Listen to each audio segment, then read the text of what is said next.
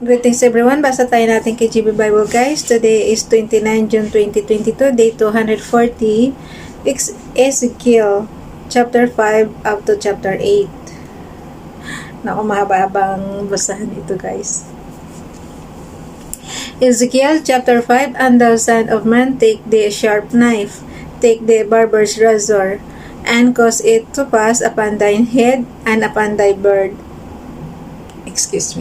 Then take the balances away and divide the hair.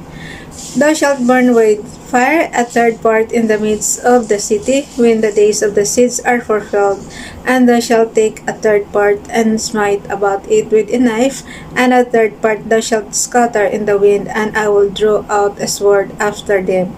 Thou shalt also take thereof a few in number, and bind them in thy skirts. Then take of them again, and cast them into the midst of the fire, and burn them in the fire, for thereof shall a fire come forth into all the house of Israel. Thus saith the Lord God, This is Jerusalem, I have set it in the midst of the nations and countries that are round about here. And she hath changed my judgment into wickedness more than the nations, and my statutes more than the countries that are round about. Herefore they have refused my judgment, and my statutes they have not walked in them. Therefore thus saith the Lord God, Because ye multiplied more than the nations that are round about you, and have not walked in my statutes, neither have kept my judgment, neither have done according to the judgment of the nations that are round about you. Therefore thus saith the Lord God, Behold, I am against thee, and will execute judgment in the midst of thee in the sight of the nations. Verse 9, And I will do in thee that which I have not done, and whereunto I will not do any more the like, because of all thine abominations. Therefore the fathers shall eat the sons in the midst of thee, and sons shall eat their fathers, and I will execute judgment in thee, and the whole remnant of thee will I scatter into all the winds. Wherefore I live, said the Lord God, surely because thou hast defiled my sanctuary with all thy detestable things, and with all thine abominations, therefore will I also diminish thee, neither shall mine eyes spare, neither will I have any pity. A third part of thee shall die with the pestilence, and with famine shall thee be consumed in the midst of thee, and a third part shall fall by the sword round about thee, and I will scatter a third part into all the winds, and I will draw out a sword after them. Thus shall mine anger be accomplished, and I will cause my fury to rest upon them, and I will be comforted, and they shall know that I, the Lord, have spoken it in my zeal, when I have accomplished my fury in them. Moreover, I will make thee waste and a reproach among the nations that are round about thee in the sight of all that pass by. So it shall be a reproach and a taunt and instructions, and an astonishment unto the nations that are round about thee. When I shall execute judgment in thee in anger and in fury and in furious rebukes, I, the Lord, have spoken it. When I shall send upon them the evil arrows of famine, which shall be for their destruction, and which I will send to destroy you, and I will increase the famine upon you, and will break your staff of bread. So will I send upon you famine and evil beasts, and they shall bereave thee, and pestilence and blood shall pass through thee, and I will bring the sword upon thee. I, the Lord, have spoken it. Ezekiel chapter 6, And the word of the Lord came unto me, saying, Son of man, set thy face toward the mountains of Israel, and prophesy against them. And say, Ye mountains of Israel, hear the word of the Lord God. Thus saith the Lord God to the mountains, and to the hills, to the rivers, and to the valleys, Behold, I, even I, will bring a sword upon you, and I will destroy your high places. Verse 4, And your altars shall be desolate, and your images shall be broken, and I will cast down your slain men before your idols. And I will lay the dead carcasses of the children of Israel before their idols, and I will scatter your bones round about your altars. In all your dwelling places, the city shall be laid waste. Nasundan mo ako, di? Verse 6. In all your dwelling places, the city shall be laid waste, and the high places shall be desolate, that your altars may be laid waste and made desolate, and your idols may be broken and cease, your images may be cut down, and your works may be abolished. Verse 7, And the slain shall fall in the midst of you, and ye shall know that I am the Lord. Yet will live a remnant, that ye may have some that shall escape the sword among the nations, when ye shall be scattered through the countries. And they that escape of you shall remember me among the nations, whither they shall be carried captives, because I am broken with their warish heart, which hath departed from me, and with their eyes which go a-warring after their idols, and they shall loathe themselves for the evils which they have committed in all their abominations. Verse 10, And ye shall know that I am the Lord, and that I have not said in vain, that I would do this evil unto them.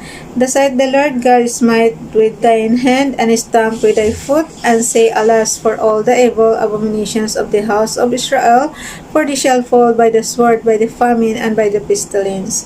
He that is far off shall die of the pestilence, and he that is near shall fall by the sword, and he that remaineth and is besieged shall die by the famine. Thus will I accomplish my fury upon them.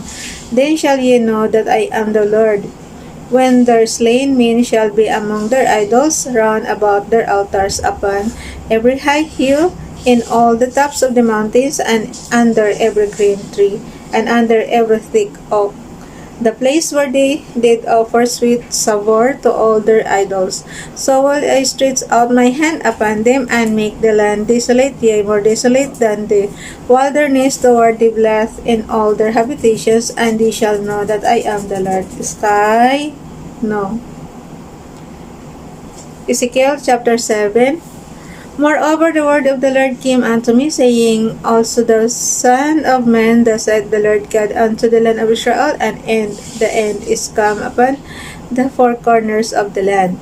Now is the end come upon thee, and I will send mine anger upon thee, and will judge thee according to thy ways, and will recompense upon thee all thine abominations. Verse 4, And mine eye shall not spare thee, neither will I have. Pasensyahan nyo na yung ingay guys ha. Kasi may mga, malapit kami sa kasada yung motor. Okay, verse 4, And mine eye shall not spare thee, neither will I have pity, but I will recompense thy ways upon thee, and thine abomination shall be in the midst of thee, and ye shall know that I am the Lord. Verse 5, Thus saith the Lord God, And evil, and only evil, behold, is come, and end is come, the end is come, it watcheth for thee, behold, it is come. The morning is come unto thee, O thou that dwellest in the land. The time is come, the day of trouble is near, and not the sounding again of the mountains. Now will I shortly pour out my fury upon thee, and accomplish mine anger upon thee, and I will judge thee according to thy ways, and will recompense thee for all thine abominations. Verse 9, And mine eye shall not spare, neither will have pity, I will recompense thee according to thy ways, and thine abominations that are the midst of thee, and ye shall know that I am the Lord that smiteth. Behold, the day, behold, it is come, the morning is gone forth, the rod hath blossomed, pride hath budded, violence is risen up into a rod of wickedness, none of them shall remain, nor of their multitude, nor of any of theirs, neither shall there be wailing for them. The time is come, the day draweth near, let nor the buyer rejoice, nor the seller mourn, for wrath is upon all the multitude thereof. For the seller shall not return to that which is sold, although they were yet alive, for the vision is touching the whole multitude thereof, which shall not return, neither shall any strengthen himself in the iniquity of his life. They have blown the trumpet even to make already, but none goeth to the battle. Of my wrath is upon all the multitude thereof. The sword is without, and the pestilence, and the famine within. He that is in the field shall die with the sword, and he that is in the city, famine and pestilence shall devour him. But they that escape of them shall escape, and shall be on the mountains like doves of the valleys of all the morning, every one for his iniquity. Guys, magbasa rin kayo ng Bible niya para pare-pare tayo matuto dito. Ezekiel chapter 7 verse 17, All hands shall be feeble, and all knees shall be weak as water. They shall also gird themselves with sackcloth, and horror shall cover them, and shame shall be upon all faces, and baldness upon all their heads. They shall cause their silver in the street, and their gold shall be removed. Their silver and their gold shall not be able to deliver them in the day of the wrath of the Lord. They shall not satisfy their souls, neither fill their bowels, because it is the stumbling block of their iniquity. As for the beauty of his ornament, he set it in majesty. But they made the images of their abominations and of their detestable things therein. Therefore have I set it far from them, and I will give it into the hands of the strangers for a prey, and to the wicked of the earth for a spoil, and they shall pollute it. My face will I turn also from them, and they shall pollute my secret place, for the robber shall enter into it and defile it. Make a chain, for the land is full of bloody crimes, and the city is full of violence. Wherefore I will bring the worst of the heathen, and they shall possess their houses. I will also make the pomp of the strong to cease, and their holy places shall be defiled. Destruction cometh, and they shall seek peace, and there shall be none. Mischief shall come upon mischief, and rumor shall be upon rumor. Then shall they seek a vision of the prophet, but the law shall perish from the priest, and counsel from the ancients. Verse 27, the king shall mourn, and the prince shall be clothed with desolation, and the hands of the people of the land shall be troubled. I will do unto them after their way, and according to their deserts will I judge them, and they shall know that I am the Lord. Last chapter na tayo guys, Ezekiel chapter 8. And it came to pass in the 6th year, in the 6th month, in the 5th day of the month, as I sat in mine house, and the elders of Judah sat before me, that the hand of the Lord God fell there upon me. Then I beheld, and lo, a likeness as the appearance of fire, from the appearance of his loins even downward fire, and from his loins even upward as the appearance of the brightness. Wait lang guys. Verse 3 tayo.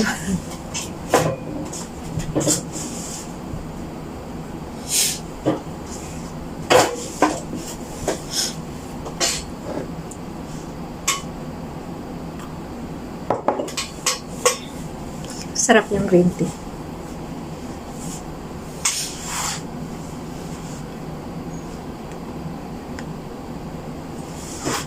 Okay.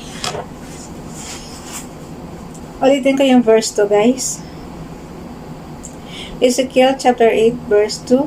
Then I beheld, and lo, a likeness as the appearance of fire, from the appearance of his loins even downward fire, and from his loins even upward as the appearance of brightness, as the color of amber.